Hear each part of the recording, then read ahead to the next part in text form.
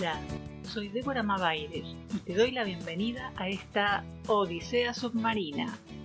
Me escapé de las redes y vengo a invitarte a recorrer el mar de la información, allí donde todo es un poco más turbio y los tiburones acechan. ¿Me acompañas a las aguas profundas?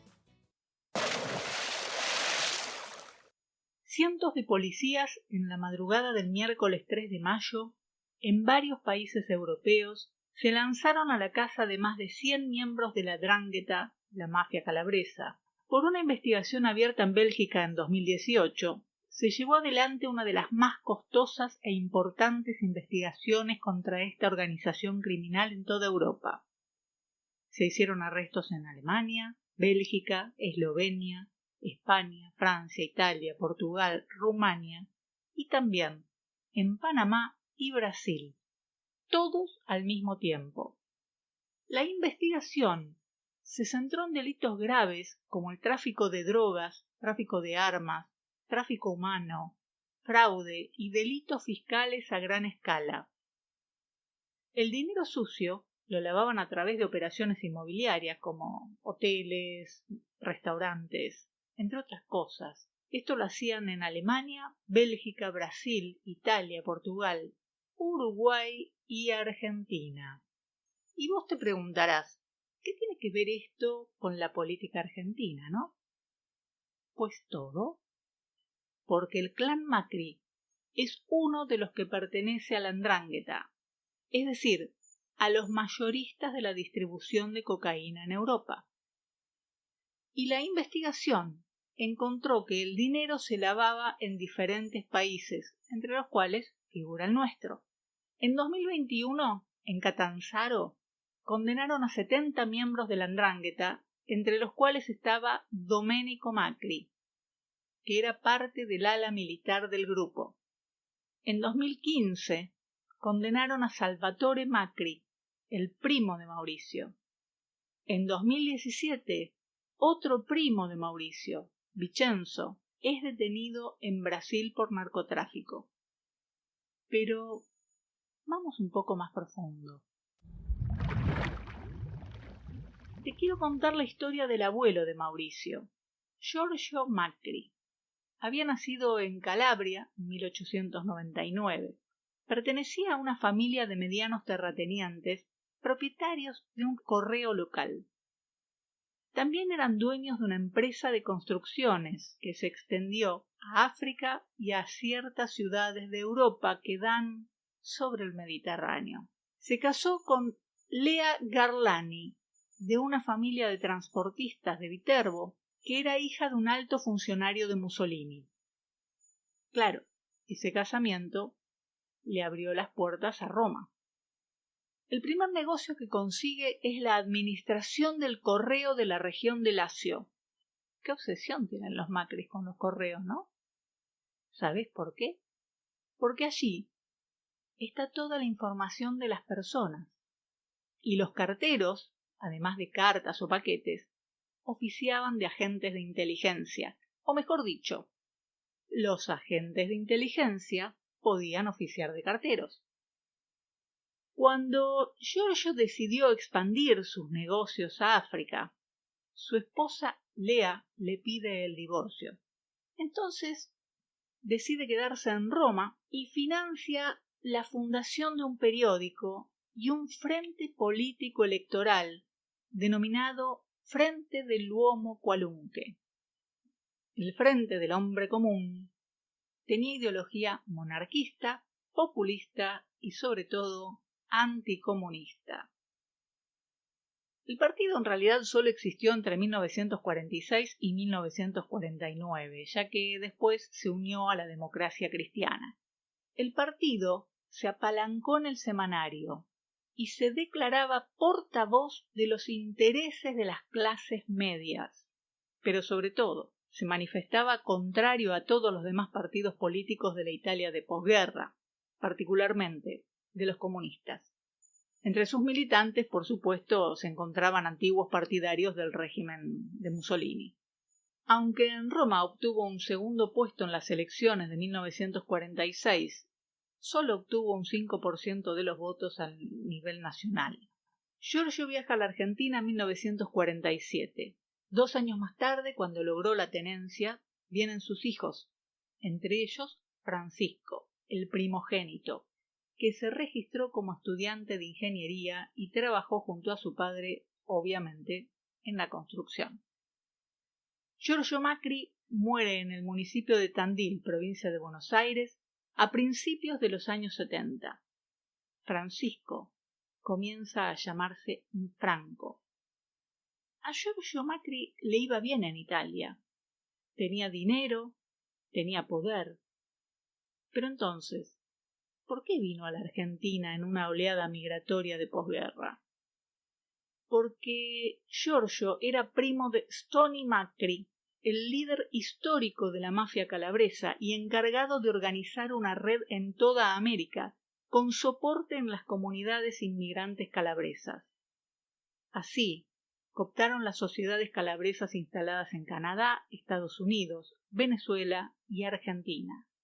Es decir, hicieron base en toda América. La forma de operar de la 'Ndrangheta era la de infiltrarse en las estructuras políticas de los países a los que arribaban, y lo hacían, tal como Giorgio lo había hecho en Roma, a través de los matrimonios, ya que la estructura básica de esta organización criminal usa los lazos de sangre a modo de protección. Pero Giorgio no estuvo solo en Argentina, sino acompañado de Gaio Gradenigo. Este era un torturador de las milicias fascistas, ex oficial de la Guardia Nazionale Republicana, que logró escapar a la Argentina en 1946 luego de haber sido condenado a 18 años de prisión en Italia. Ambos tenían la misión de ir reuniendo a los inmigrantes calabreses. Usaron la estructura de la 28 de octubre, una agrupación italiana de la época de la Primera Guerra Mundial, y empezaron a formar los Dopo Lavoro de la época fascista. Dopo Lavoro era una institución que reunía a los inmigrantes italianos después de la hora del trabajo. Para esto usaban o un bar, o una sociedad de fomento, un pequeño teatro. Gradenigo era además un hombre extremadamente culto y fue un militante neofascista que fungía como agente transnacional de la extrema derecha y la mafia. Así, se vinculó con quienes en los años 70 organizaron el aparato represivo estatal, tanto en Argentina, con la organización de la AAA, como en Chile, organizando la DINA. De esta manera, no solo fueron ocupando espacios de poder, sino obteniendo información valiosa para el despliegue de sus actividades, como tráfico de armas, lavado de dinero, policías, jueces, etc. Las actividades de Giorgio Macri en Argentina hasta su muerte en 1972 son un misterio, y casi que hasta esa fecha las de su hijo Francisco también, excepto por su casamiento con una jovencita de la alta sociedad tandilense.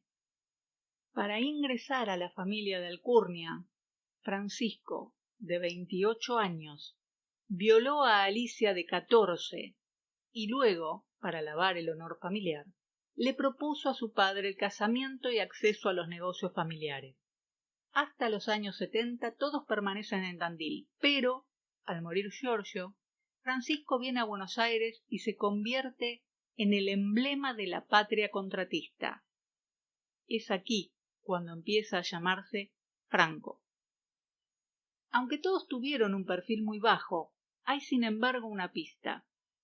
La logia masónica Propaganda Due, a la que pertenecían los Macri, Gradenigo, López Rega, Eduardo Macera. La mención de estos nombres marca una unión entre dos gobiernos de fascismo explícito, represión y también de grandes devaluaciones generadas por un mismo sujeto, el hombre de Macri en ambos gobiernos, Ricardo Mansueto Sim. Este es además el creador de la Fundación Mediterránea, de la cual salieron los principales continuadores y encubridores de sus políticas como Domingo Felipe Cavallo. Cavallo el que estatizó las deudas del grupo Macri y la de los Blanco Villegas, entre otros. Mansueto Sin también es el creador de la ley que abría las puertas al lavado de dinero en Argentina, la Ley de Entidades Financieras, ley que aún hoy sigue vigente. Los Macri pasaron de tener 6 empresas a tener 47 en apenas 7 años, y esto fue posible gracias al entramado mafioso que ya había parasitado al Estado. Su exponencial crecimiento empresarial dejó una contrapartida: su crecimiento en evasión fiscal y la creación de empresas offshore.